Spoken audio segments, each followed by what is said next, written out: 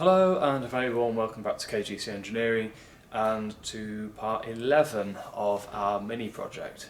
Now we're not actually going to do any physical work in this particular video. I just sort of want to go through and show you some of the bits which have just come back from being shot blasted and powder coated, which has actually been really quite interesting to see what has come back and how good a condition a number of these parts are in. So let's get stuck into it. So the first item I'm going to look at is the front subframe. Generally these survive pretty well, and this one's actually no exception. We've had it shot blasted to get rid of all the grease, any sort of obvious bits of rust or anything like that, and on the whole it's in pretty good condition all round.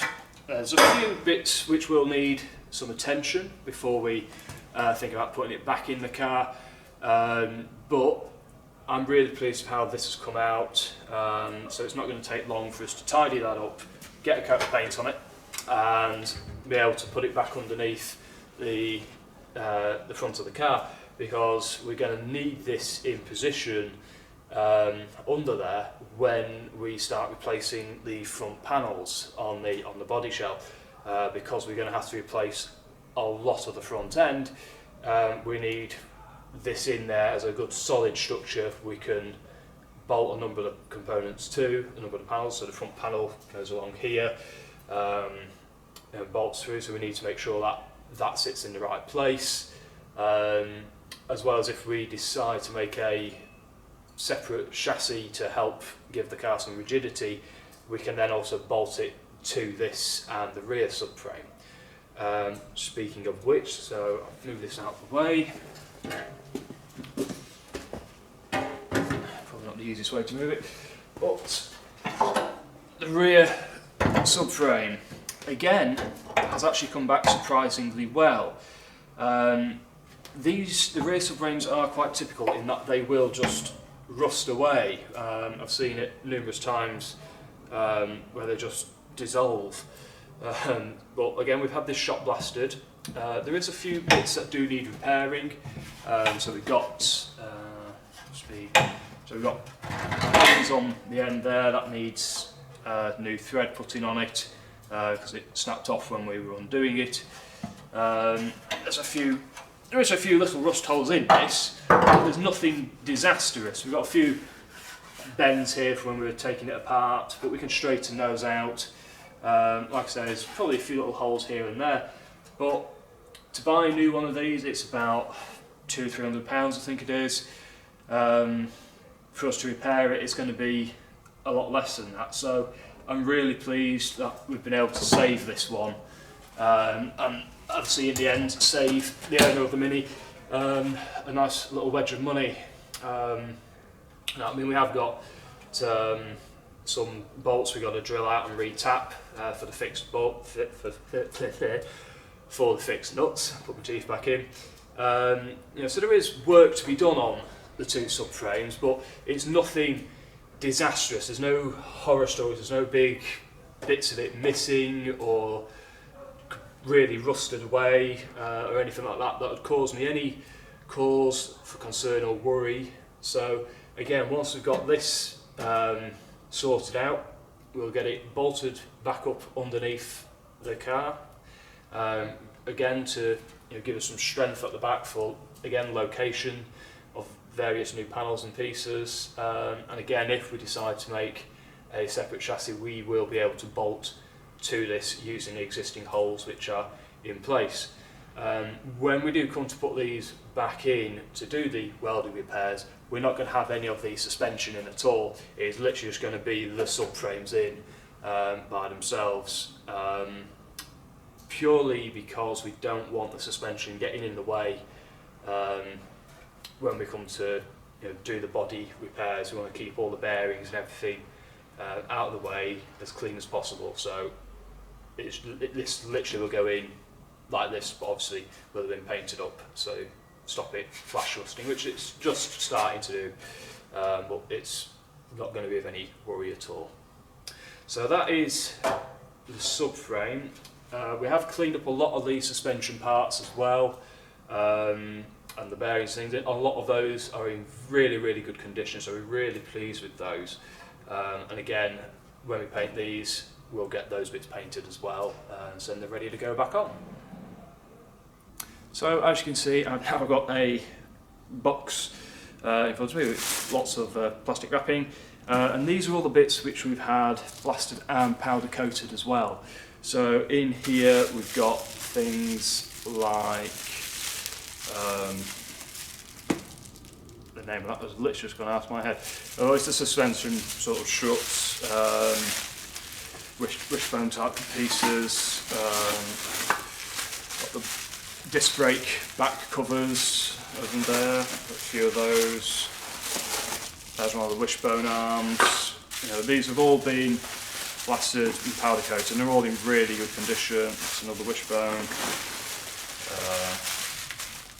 More brake parts, handbrake brackets off the rear subframes. You know, there's all sorts of. It's literally a box full of powder coated parts. So let's just unwrap one so you can see how it comes out.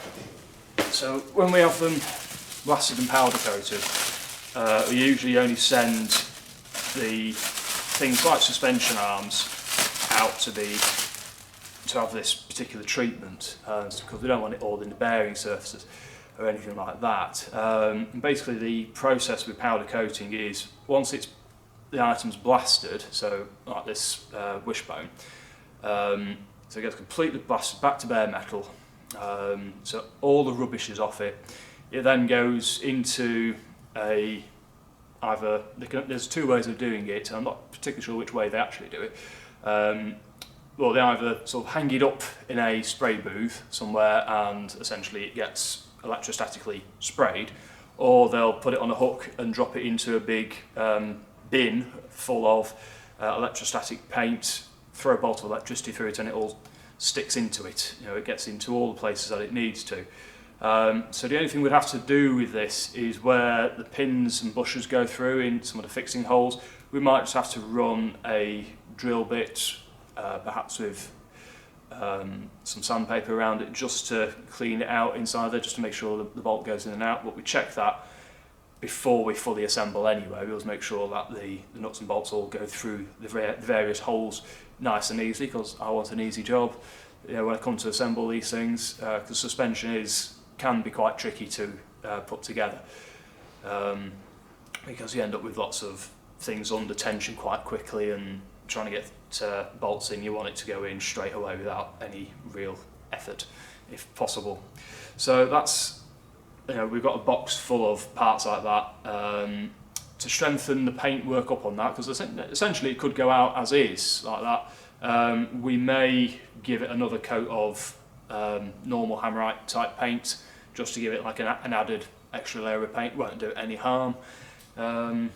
So we'll see how we go with that, but obviously we're not going to be fitting those for a while. So let's wrap it back up, put it back in the box, and put the box on the shelf.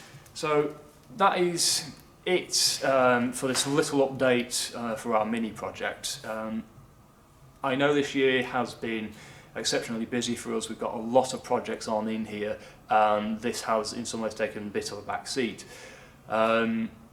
That's not due for any particular reason at all, it's just how it's turned out. And a few weeks ago I was involved in a very serious accident, so I've been off work for a number of weeks as well.